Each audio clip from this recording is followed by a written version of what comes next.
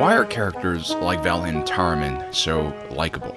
At first glance, they just seem like normal rebels, especially compared to everyone else in the group. Skeen, Nemec, and the mysterious Cinta are characters in their own right, aka memorable. The Andor series could have simply just made Vel and Taramyne the stereotypical gruff and stern authoritarian type of officer we usually see in these kind of movies.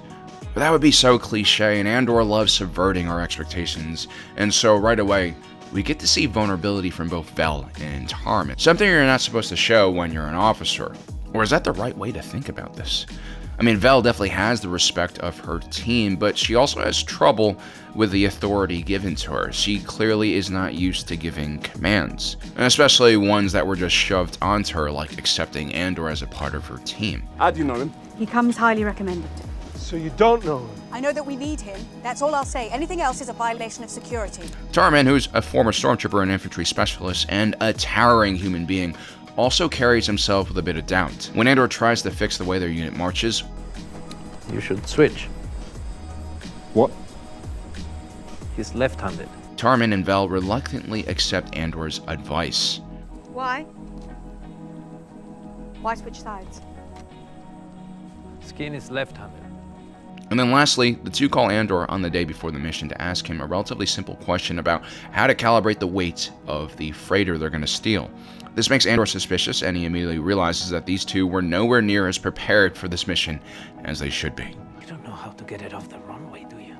We know how to fly it. Leadership is one of the most difficult skills one can learn, especially when your decisions can lead to life or death situations. Vel and Taramyne have what seems like a pretty ad hoc group of soldiers. These aren't uniform individuals broken down by boot camp and the Imperial indoctrination. These are rebels who have all come to this moment as volunteers with different goals and motivations. If Vel and Taramyne simply relied on military hierarchy for their authority, the cohesion and willingness of this group to function together would have fallen apart weeks ago.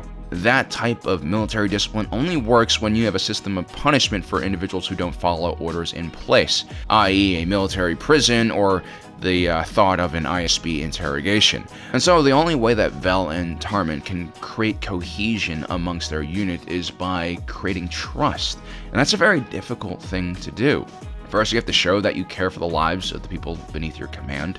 And perhaps the most courageous thing you have to do is to be open about what you don't understand. Why isn't this in the manual? Because it's a custom job. It's an add-on. Be willing to accept adjustments and advice from other members of the team. We can say it's your idea. I don't care, but if it's my ass on the line, I'm pulling this thing out of there. Okay. Okay.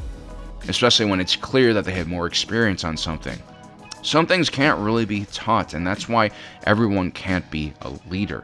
Vel and Taramyne might lack certain attributes that make them elite officers, but what they don't lack is courage, and that sometimes can be enough to gain the trust and loyalty of the soldiers that serve with them.